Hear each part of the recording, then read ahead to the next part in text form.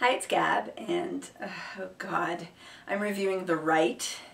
Like I said in my mechanic review, it's January, so you expect a certain crapitude other than the Oscar-nominated films that are still playing. You've got the other end of the spectrum in January, but God, even this movie, The Right, doesn't even fall into that category. But I'm getting ahead of myself. The Right stars Anthony Hopkins and some unknown dude, unknown to me, Colin O'Donoghue. He's the young man, American, who has nothing better to do but go to seminary school, even though he's a doubter, he's a skeptic, not a man of faith in his heart, but goes to seminary school and at the end, still a doubter, gets sent to Rome to attend a class for would-be exorcists, because there's a record number of possessions apparently going on these days. Must have something to do with the economy.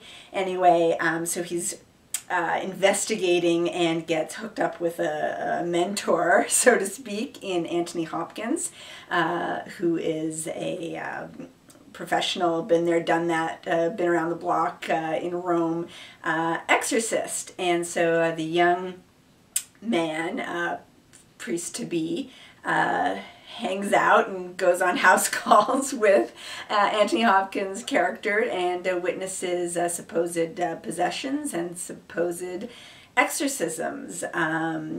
As I say, he's a doubter, and he remains a doubter pretty much during this whole process. We go on various excursions, witness various things, and I say we obviously as the audience as well, seeing it through his eyes. We're also supposed to slowly begin to be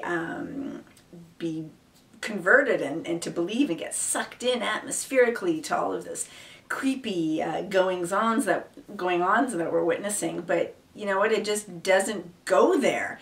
Every scene doesn't really lead anywhere. You know, there's nothing conclusive. And I know that's sort of the point, but it's not. I mean, you're still left with like, and so who cares? And the worst part is it's boring. There's some very slightly creepy stuff, but it's all completely derivative of the genre. Is exorcism a genre? I guess it sort of is. Obviously, I'm not an expert at it, but you certainly don't have to be to watch this film. You've all seen this sort of thing before. That aside, it's just not interesting, it's not convincing, it's not creepy, it's not anything. I was just so bored. I wanted to get out of there, and that's rare for me. Usually when I'm at a movie, no matter how bad the movie, any film has redeeming quality just for the fact that it's a movie and you're in the movie theater, you're having fun. It's hard to have a problem with that, and this just did nothing for me whatsoever. Not even bad in a good way. I just wish that Dad had been with me, because then we would have got some laughs out of it, and this review would probably be a lot more amusing too, because Dad would just rip this one to shreds, I guarantee you, if I'm not doing a good enough job on my own.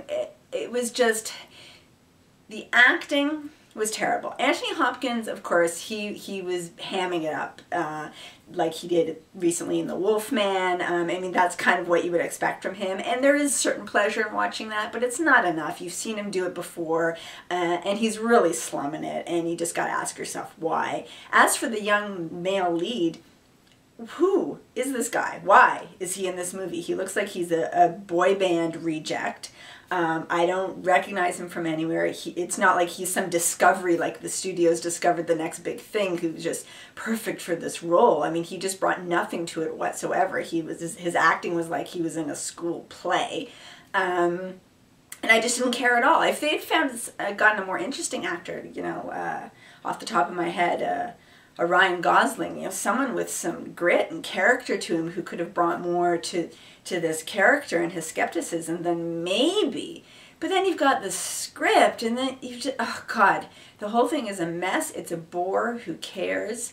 It's ridiculous. It's too long. It's stupid. It's derivative. It's insulting. It has absolutely nothing to recommend it. I'm sorry, people. This is DTV, direct-to-home video, at its worst. So, what can I say? I'll give it one Gab, because again, as I said, it's a movie, it exists, to me, Zero Gabs is like the movie doesn't exist. So this movie exists, and it's kind of reminded me of how I felt about John Carpenter's The Ward, which I reviewed from the Toronto International Film Festival. And I gave that one gab because it had the British dude from Mad Men in it. So I'll give The Right one gab because it has the British dude from Silence of the Lambs in it. And that's it. That being said, Gab and Dad's January giveaway is going to be this t-shirt, this the Right t-shirt, which says, "What do you believe?" I believe this movie sucks, says The Right on the back. And if for any reason you want this t-shirt, it's a size large, cotton. I don't know, is it cotton? Yeah, it's cotton, there you go. Leave a comment, and I guess I'll pick a winner from anybody who says that they want this t-shirt. The Right. Don't go see it. You have a right to avoid this movie, January or not. Thanks for watching.